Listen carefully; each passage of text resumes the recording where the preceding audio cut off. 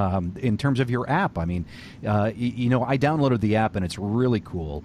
And I see, though, that it is taking a lot of data about location of where I am and motions that are going on. So how are you finding that open parking space in Hoboken, or how are you finding that open parking space on the street near the University of Baltimore? Yes, absolutely. So we're I mean, this is a secret sauce, right? So Yeah. we to just put it simply, we use a combination of historical and real-time data to come up with the best places to find parking. And we're able to sense that, as you said, with the location, but we also use different motion sensing technology that's available in devices, and we're able to use these different available technology along with our algorithms and process to start to bring up these suggestions for people on the phone. So we're able to, so as long as we're, with permission, and we do keep privacy very important. So, but with permission, we're able to monitor the coming and going of our users. And then in addition, we tap into different partnerships to be able to gather other data of real-time motion in different different parking locations. So it's really looking at the motion sensing technology that's out there, and then also the partnerships that we're able to have to be able to collect more real-time data, and then use that and combine that information to start giving the best recommendations in an area. Got it. So it's not necessarily going to know that there is an open parking space at the corner of 12th and Park. It's going to say that, hey, this is the area that has the highest probability of available parking spaces. Is that a way of thinking about it? That's one way. So that's half of it. The other half is if another user has the application, or if a driver is in an area where we have a partnership with that parking manager, then you're able to see in real time the coming and going of that space also. Got it. So I would imagine that if you see a lot of activity in a certain street area off of tracking the geolocation of mobile devices, if you see a lot of activity, that means that there's churn, and churn would suggest that there's a higher probability that there might be some openings and closings. So I imagine that the data sets that you must have access to here really must dig into a lot of that geolocation data that's available out there. I know there's companies that kind of broker in this data that I'm familiar with, and it wouldn't be too surprising to me if they were working with you guys on this. But it sounds fascinating because it's definitely a problem that everybody's dealing with. And if you can save people 20 minutes a day, that really adds up. I mean, there's dollar amounts that are worth that. So, but the app is even though it's providing this value, the app itself is free. Is that right? Yes, absolutely free. So that is so cool. So it's a free service, and it sounds like you've got it rolled out in Baltimore. Has it rolled out across all U.S. cities, or are you doing this internationally as well, or are you still in kind of local markets? Yeah, so you're catching us when we're in the local markets, as you said. Right now we're doing the closest term is a pilot program, and we're doing it around the University of Baltimore. What we do is really important to be localized, to really identify the locations and roll it out in places where we're able to give them the most amount of data to the users initially. So we're right in Baltimore right now, and next plan is to spread all over Baltimore. So we're generally in certain neighborhoods in Baltimore where it's most difficult to find parking, so Mount Vernon, Canton, and other neighborhoods. Next step is to be all over Baltimore, and so any neighborhood you are in Baltimore where it's difficult to find parking, you'll have Roadi at your fingertips for those areas. That's and then next cool. we immediately we're going to other cities as DC nearby, New York, and then really reaching out to the East Coast. But this is because what we're doing is very it's easy for us to bring it to new areas with our method. So we're able to go internationally. We're able to go anywhere that we want to. So that's gonna be the long-term goal, is to really be an international service, and to because like you said, everyone experiences this everywhere. It's not Huge pain just, point, and it's again, not just dollar amount yeah. of time is phenomenal. I mean, it's fascinating because you cited a stat there a few minutes ago that 98% of the time cars are out there, they're not being used. And among the trends that are in the industry, there's the concept of the sharing economy that's out there right now, right? So there's the sharing economy. You've got the situation with Uber as well now, where people are, in many cases, opting not even to purchase cars because it's cheaper just to take an Uber around town or a Lyft around town if you're in the city area. And so it's interesting to see that you're tackling some of the pain points here. But in a different direction than you're kind of going counter to some of those trends that have been the buzz, but are still what the mainstream users are doing. I mean, most people still have cars.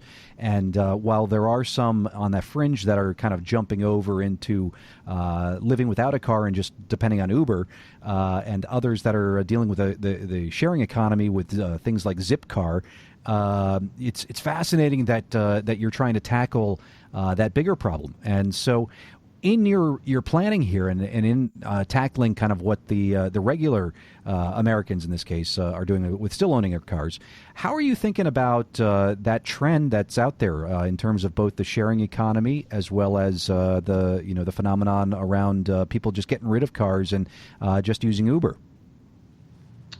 Yeah, that's I like that. I love thinking about what the future will hold for us. So, but at the end of the day, cars are going to park, and that's what I'm excited about.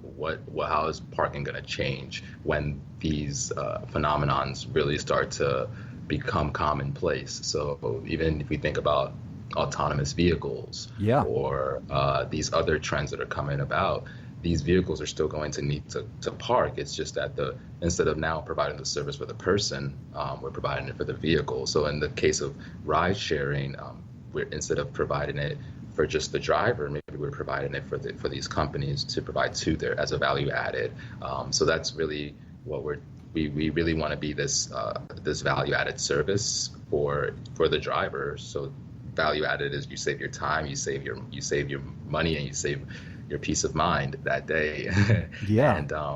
And for these companies that are going to lead the charge for ride sharing, autonomous vehicles and such, we want to be the value added for them, to take care of what their vehicles are going to be doing 98% of the time. So it's a very large runway and a large opportunity out there. And as things change, we will be there with the information and making it easier for people to park. Yeah, that's fantastic, and everything needs to park at some point, someplace, and maybe there will be some sort of a reduction in cars and automobiles as a result of some of these kind of macro trends that are going on. Uber even today still needs to be driven by a person, but they've clearly signaled that they want to move in the direction of autonomous vehicles at some point when the technology enables that. One of the other things that I've seen in the automotive space, and I'd love to get your thoughts on this, is the trend around connected cars. And you see a lot of, well, not a lot, but you see a few companies that are really innovating nicely around integration of their apps on their phone with these OBD devices. And these OBD devices are the things that kind of plug into the car itself. Underneath the dashboard, there's typically like a little connector right there, and you can plug these OBD devices on, and they have the ability to send a Wi-Fi signal or a Bluetooth signal to your phone. And some firms are out there creating apps that connect to those things, and from that they're able to give them information on how efficiently they're driving and gas efficiency and traffic and all sorts of stuff. But they must be sending out tons of monstrous amounts of data. Have you started looking at those OBD device companies? I think of companies like I believe it's Hum, might be the product from Verizon or something like that. A good friend of mine from that I used to work with started a company called Dash, and they're in that OBD space. I imagine, though, that those OBDs on those cars are probably another source of data in the future. And do you have thoughts about any of those companies?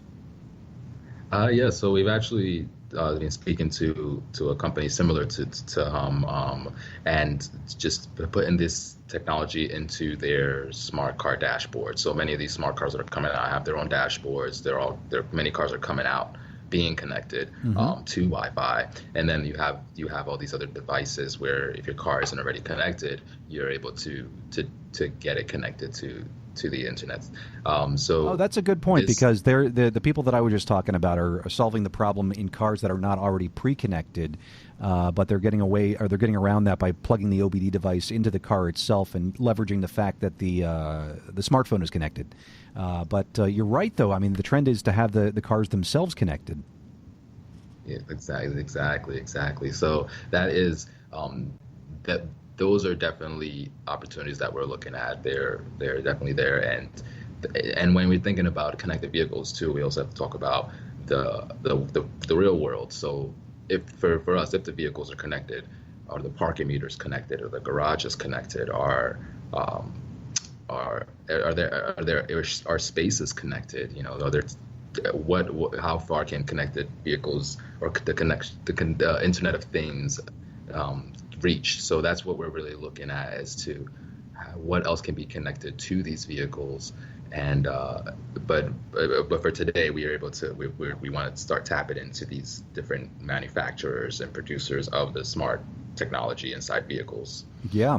Well, it sounds like you've got, you've honed in on one of the biggest pain points that there is out there, and I've seen no other solutions for this. And so I want to commend you on really attacking this pain point that if, once this thing gets rolled out to New York City or Hoboken, I definitely want to know, please tweet me or let me know when that's available, because I will be one of the first people to download this thing. Well, I've already got it downloaded, but to use it when it rolls out in New York City. And I want to wish you, of course, the best of luck here on your entrepreneurial adventure.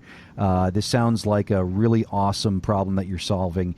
You've got some really innovative solutions for this. A smart team working on it. And for our listeners, how can our listeners both within Baltimore and outside of Baltimore support Roadi? Yes, I mean, there's many ways. If you're in Baltimore, definitely use it. Tell your friends about it. It's almost like if you're going to visit someone and you ask them, where's the best place to park? And they say, go check Preston Street. So use the app. Tell us what you think about it. If you run into anything you'd like to see done differently, that we definitely want to hear that. So you can connect with us on social media. GoRoadi.com is the website also, and you can. We're available on iPhone and Android, so download the app if you're anywhere else. Play around with it. Again, let us know your thoughts, what you'll like to see, if you'd like to see it in your area or an area that is near you that you go to. Those would be really great ways that any listener can help. And we just want to hear from you. That's all. That's awesome, man. So, Opey, I want to thank you sincerely for joining us here and kind of trying to figure out how to solve one of the biggest pain points that we all deal with, which is trying to find parking in congested areas. But I want to wish you all the best of luck, and thank you again for joining us here on Pop Song Tech. Thank you very much for having me. This was a great conversation. So that is our show for today, and I want to thank Jon Pattie for having us feature his music and his single Home off his latest EP called 321 that you can find on all major music platforms. Also want to thank Opey right there for an awesome interview, some great insights on how to solve all of our parking problems, and I want to thank you, my friends, for solving my problem of not having any listeners. That's why you're here. And I want to thank our producer, Shelby Blondell, who's done a great job this past week pulling together the artists and technology for this show. And, check us out on the web at popsongtech.com. Share us with a friend if you've got ideas for shows that you think would be great in terms of music or technology topics. Shoot me an email, popsongtech@gmail.com. You can find me on Twitter at popsongtech. I am your host, Otis Ranger, and I do hope that you have a good week. We're going to end the show today with one final song from the EP 321 from Jon Pattie. Here is Tied Up in the Sheets on Pop Song Tech.